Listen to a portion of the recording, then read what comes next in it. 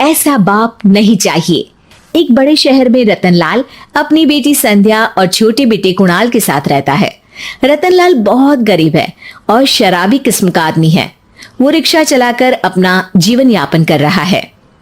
रतनलाल एक अधेड़ उम्र के आदमी योगेश्वर को कभी कभी अपनी रिक्शा से मार्केट या मंदिर छोड़ता है और कभी कभी बाजार से उसका सामान भी ले आता है। एक दिन रतनलाल योगेश्वर से कहता है, साहब आपके पास गाड़ी है, फिर भी आप कभी कभी रिक्शा से क्यों जाते हो? इन शहर की गलियों को आराम से देखना मुझे बहुत पसंद है। ठीक है साहब, मैं चलता हूँ, कल फिर आऊंगा। अरे रतनलाल रुको तो, मैंने सुना है कि तुम अपनी बेटी को कुछ पैसों के बदले किसी को दे रहे हो। अभी किसी को बेचे नहीं तो क्या करे साहब, एक छोटा बेटा है, उसको पढ़ाना भी है, उसकी देखभाल भी करनी है, और अगर मैं बेटी को घर में रखूंगा तो उसकी शादी कैसे करूंगा साहब। तुमको कितने पैसे मिल रहे हैं? अब 50,000 साहब। देखो मैं तुमको पूरे 20 लाख रुपए देता हूँ, तुम अपनी बेटी संध्या को मुझे दे दो। हैं? 20 लाख? धन्यवाद साहब, धन्यवाद, मैं कल ही उसे आपके पास छोड़ जाऊंगा साहब। अगले दिन रतनलाल संध्या को हमेशा के लिए योगेश्वर के यहाँ छोड़ आता है और बदले में 20 लाख रुपए लेकर घर आ जाता है। रतनलाल जिंदगी में पहली बार इतने पैसे पाकर बौखला गया। उसने एक अच्छा घर लिया। कुणाल, अब हमें कोई चिंता नहीं है, तो अब अच्छे से पढ़, खूब मन लगाकर पढ़ाई करना। पापा मुझे पढ़ाई करना अच्छा नहीं लगता। अरे तूने अगर ज्यादा बकवास की ना तो बहुत मारूंगा। कल से तू अच्छे स्कूल में जाएगा तो जाएगा, हाँ बस। कुणाल का एडमिशन एक अच्छे स्कूल में हो जाता है, लेकिन आए दिन स्कूल से शिकायत आती ही रहती है। 10 साल बाद एक दिन प्रिंसिपल मैडम रतनलाल को स्कूल में बुलाती है। रतनलाल, आपका बेटा कुणाल बहुत आवारा हो गया है और ये बिल्कुल भी पढ़ाई नहीं करता है, बल्कि उसका दिमाग गलत कामों में जा रहा है। अब मैं उससे बात करूंगा मैडम। ठीक है, आज ये आखिरी मौका है, अगली बार तो मैं उसे स्कूल से ही बाहर निकाल दूंगी। रतनलाल घर आ जाता है और कुणाल से कहता है, कुणाल बेटा, मैं तुम्हारे ऊपर इतना पैसा लगा रहा हूं, फिर भी तुम स्कूल में सही से क्यों नहीं पढ़ते हो? आप तो रहने ही दीजिए, मैं सब जानता हूं कि ये पैसा कहां से आया है, और वैसे भी अब ये पैसा मेरा है, मेरा जो भी मन होगा मैं करूंगा, आज के बाद मैं कभी स्कूल नहीं जाने वाला। रतनलाल को अपनी बेटी की याद आती है और वो रोने लगता है। 5 साल बाद कुणाल एक दिन एक लड़की को शादी करके घर ले आता है। पिताजी, ये मेरी पत्नी है स्वीटी। तुमने शादी कर ली? हाँ, शादी कर ली मैंने, दिखाई नहीं दे रहा? और अब से आप फिर से कमाना शुरू कर दो, बहुत बैठ कर खा लिया। कुणाल, तुम इस बुड्ढे को घर में क्यों रख रहे हो? देखो ना, ये शराब पीता है, इसे घर से बाहर निकाल फेंको। अरे स्वीटी, ये मेरे पापा है, कैसे बाहर निकाल दूं? और वैसे भी घर में कोई तो चाहिए ना काम करने वाला, नौकर समझ कर रख लो। इस बुड्ढी को तो घर से बाहर निकाल कर ही रहूंगी मैं कब तक इसके लिए खाना बनाऊंगी। स्वीटी एक दिन घर के बाहर पार्क में अपनी दोस्तों के साथ बैठी होती है। तभी वो रतनलाल को बुलाती है। पिताजी, मेरे कमरे में मैं अपना फोन छोड़ आई हूँ, जरा ला कर तो देना। हाँ हाँ जरूर, अभी लेकर आता हूँ। रतनलाल फोन लेकर आ जाता है। कुछ समय बाद स्वीटी के फ्रेंड्स भी चले जाते हैं।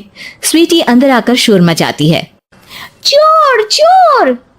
कहाँ है चोर? मुझे तो यहाँ कुछ नहीं दिख रहा। अरे ये अलमारी खुली पड़ी है, जरूर किसी चोर ने ही खोली होगी। अरे कौन आया था यहाँ? यहाँ तो पिताजी आए थे बस। अरे बहू, मैं चोर नहीं हूँ। मुझे तो आप पर अब बिल्कुल भी विश्वास नहीं है पिताजी, क्योंकि जब आप पैसे के लिए दीदी को बेच सकते हो तो आप चोरी भी तो कर ही सकते हो। अरे लेकिन वो सब तो मैंने तेरे भले के लिए किया था ना। मैं तो कहती हूँ कि हमें इनकी कमरे की तलाशी लेनी चाहिए। तुम बिल्कुल सही कह रही हो, चलो। स्वीटी और कुणाल दोनों रतनलाल के कमरे की तलाशी लेते हैं और उन्हें वहां स्वीटी की ज्वेलरी और पैसे मिल जाते हैं। मैं तो पहले ही जानता था कि चोर आप ही हो। निकल जाओ मेरे घर से और दोबारा अपनी शक्ल मत दिखाना।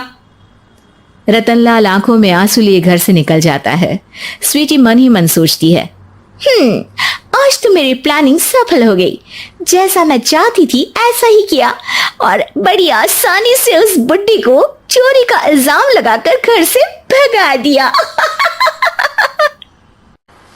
रतनलाल की हालत अब ज्यादा खराब हो गई और वो सड़क पर बैठकर भीख मांगकर खाने लगा। एक दिन वहां एक गाड़ी आकर रुकी और सड़क पर बैठे सभी भिखारियों को अपने सेंटर ले गई। एनजीओ की मालिक संध्या एक एक करके सभी को सुविधा मुहैया कराती है। तभी उसकी नजर रतनलाल पर पड़ती है। पिताजी? संध्या तू? पिताजी, आपकी ये हालत कैसे हुई? ये सब मेरे बुरे कर्मों की सजा है जो मुझे मिल रही है। मुझे माफ कर दे बेटी।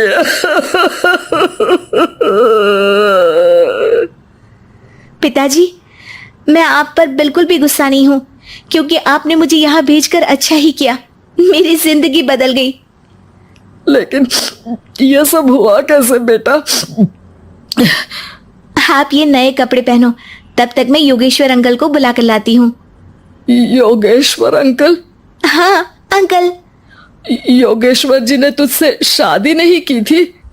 नहीं तो पापा, उन्होंने तो मुझे पढ़ा लिखा कर इस काबिल बनाया है कि मैं आज सबकी सेवा कर पा रही हूँ। रतनलाल पश्चाताप करके रोता रहता है।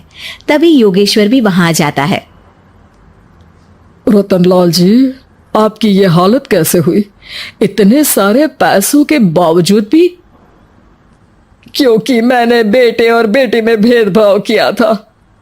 लेकिन आपने ये कैसे किया? मुझे ये जानना है, बताइए। सालों पहले जब संध्या छोटी थी, तब मैंने एक बार एक आदमी से तुम्हें बात करते हुए सुना था, जो कुछ पैसों में संध्या को तुमसे खरीद कर शादी करना चाहता था। मैं उस समय एनजीओ में बच्चों के लिए ही काम कर रहा था और मैं किसी भी लड़की की जिंदगी खराब होते नहीं देख सकता था। इसलिए मैंने अपने जीवन की कमाई का एक बड़ा हिस्सा तुम्हें दे दिया था। सच में कितना गलत था मैं। मुझे माफ कर दो।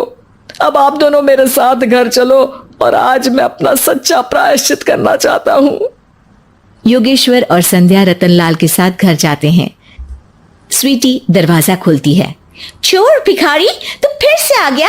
चल भाग यहाँ से बुड्ढे। ये घर तुम्हारे बाप का नहीं, मेरा है। बाहर निकलो यहाँ से। रतनलाल कुणाल और संध्या को घर से बाहर निकाल देता है। योगेश्वर जी, अब ये घर आपका है और अब आप यहाँ एक और एनजीओ खोल सकते हैं। शायद अब ये सच्चा प्रायश्चित है। संध्या अपने पिता के गले लग जाती है।